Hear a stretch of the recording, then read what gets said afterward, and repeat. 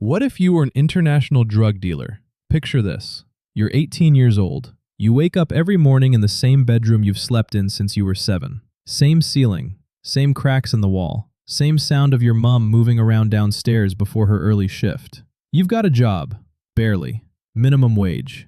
20, maybe 25 hours a week if you're lucky. After tax, you're taking home just enough to cover your phone bill and put something in your pocket for the weekend. And every single day, you walk the same route, past the same corner. And on that corner, there they are. They're not much older than you. Some of them are younger, but they're wearing things you can't afford, driving things you've only seen in music videos. And they're not standing there looking stressed or tired or beaten down by life. They look comfortable. And something shifts in your brain. Not immediately, not all at once, but slowly that question starts to form. What if I could do what they do, but smarter? What if I could do it better? Now, before we go any further, I need to tell you something. This story doesn't end the way you think it does when you're standing on that corner at 18 with empty pockets and big dreams. But we're going to tell the whole story, every chapter of it. Because the part people see, the cars, the money, the lifestyle, that's chapter 3. And nobody talks about chapter 7. So stay with me, because by the end of this, you'll understand exactly why the most dangerous thing about this life isn't getting caught. It's believing it was ever going to last. You start small, obviously. You're not stupid. You know you can't walk up to the top of the food chain on day 1. You need to learn. You need to prove yourself. You need product and you need a spot. You reach out, carefully, to someone you half know from school, someone who knows someone. The introduction is awkward. You're the new face, unproven, unknown. They size you up. They give you a small package, a few £100 worth of product. You owe them when it's gone. And just like that, without a contract, without a handshake, without any kind of formal agreement, you're in. You've crossed a line that has no crossing back. The first week is terrifying.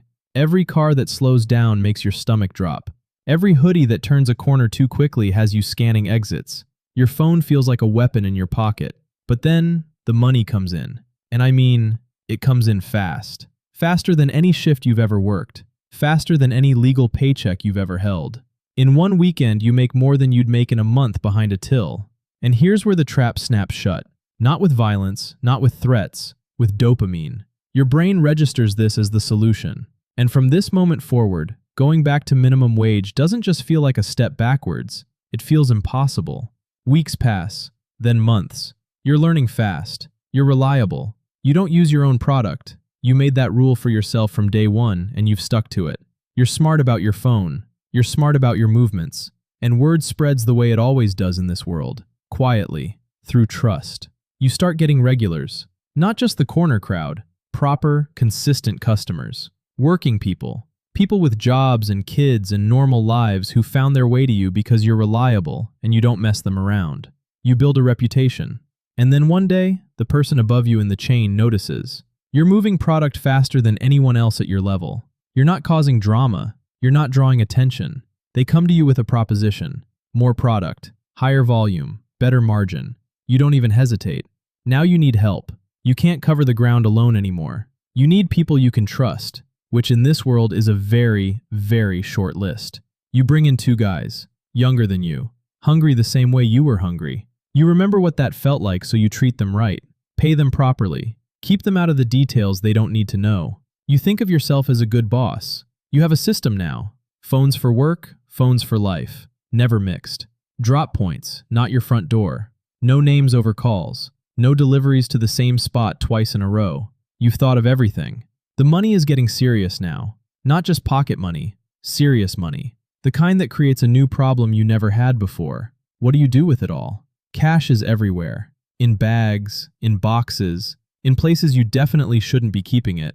You start spending carefully. Nothing too flashy. Not yet. You're still disciplined. Still focused. You upgrade your clothes. Quietly. A better car. Not too new, not too clean. An apartment of your own. And for the first time in your life, you stop thinking about the next bill. That feeling, that specific, intoxicating feeling of financial security, becomes the thing you're most addicted to. Not the lifestyle, not the status, the not worrying. For a kid who grew up with nothing, that feeling is more powerful than any drug on your list. Let's stop here for a second, because I want you to notice something. At this point in the story, you haven't done anything catastrophically violent. You haven't destroyed anyone visibly. You're just a young entrepreneur. That's genuinely how it starts to feel in your own head. You start using business language in your mind. Supply chain, distribution, client retention, market share. And that reframing, that quiet psychological trick your brain plays on itself, is one of the most dangerous things that happens in this world. Because it makes you feel like what you're doing is just commerce. It makes the edges blur. It makes the consequences feel abstract. Until they're not. But we'll get there. 2 years in, you are not on the corner anymore. The corner is for the runners, for the new faces, for the version of you that existed before. You sit above it now. You have 4, 5 people working under you. You're purchasing weight, real weight, from suppliers 2 levels above where you started. Each transaction is measured in thousands now. The margins are different at this altitude. You have a legitimate front. Nothing elaborate, a small business, cash-friendly, enough to explain the lifestyle if anyone asks. And people are starting to ask. Not the police, not yet, but people notice. Friends, family, girls, everyone notices. And this is where something changes in you. Because up until now, you've been operating in the shadows by necessity, staying quiet by discipline. But now, you start to enjoy being seen. Just a little. The watch, the car upgrade, the holiday pictures, the table at the restaurant you'd never have been let into 3 years ago. You're not stupid about it. You tell yourself you're not being flashy. But the truth is, you've started to believe your own story. And that is always, always where it begins to unravel. Year 4. Something big happens. One of your suppliers gets arrested. The whole chain above him scrambles. Product dries up. People panic. But you don't panic, because you've been preparing for exactly this kind of disruption without even realizing it. You've been building relationships sideways, alternative contacts, different routes, different sources. And in the chaos of everyone else falling apart, you step into a vacuum. You make a connection, not local anymore, international. Someone who moves things across borders, someone whose operation makes everything you've been doing look like a lemonade stand. You fly to meet them, business class, hotel you'd have seen in a magazine once and never imagined sleeping in. You sit across a table from someone who has been doing this for 20 years, who has lost people, who has buried friends, who carries the weight of it in the way they sit, the way they talk, the way they never fully relax even in a 5-star suite. They look at you and they see what you were, hungry, smart, ambitious. They make you an offer, and your whole world changes overnight. Let me paint you a picture of what the top looks like, because this is the part everyone imagines. This is the part that sells the fantasy. You wake up in a villa, not a hotel, a villa, private pool, staff, a view that doesn't look real. Your phone has 3 numbers on it that matter. Everything else is handled by people who handle things. Shipments now are measured in tonnage, not grams, not kilos, tons. Each movement generates more money than most people will see in a lifetime. The logistics are military-level precise. Multiple countries, multiple currencies, lawyers and jurisdictions you had to Google when you first heard the names. You have a legitimate life running alongside all of it. Properties in different cities under different structures. Businesses that actually turn profit. A wardrobe that cost more than your childhood home. You travel constantly. Never stay in one city too long. Never sleep in the same bed more than a few weeks running. You tell yourself it's for security. But sometimes, in the quiet moments, usually at about 3 a.m. in a hotel room in a city where nobody knows your name, you notice something. You can't remember the last time you truly relaxed. You can't remember the last conversation you had that wasn't connected in some way to the operation. You can't remember the last person you trusted completely. Not your crew, not your contacts, not your partners, not even yourself. Here's what nobody in the fantasy tells you. The higher you climb in this world, the smaller your actual life gets. You can't go home for Christmas without security considerations. You can't fall in love without wondering what they'd do with what they know. You can't build real friendships because honesty is a luxury you surrendered years ago. The money is everywhere, genuinely everywhere. And yet, you are not free.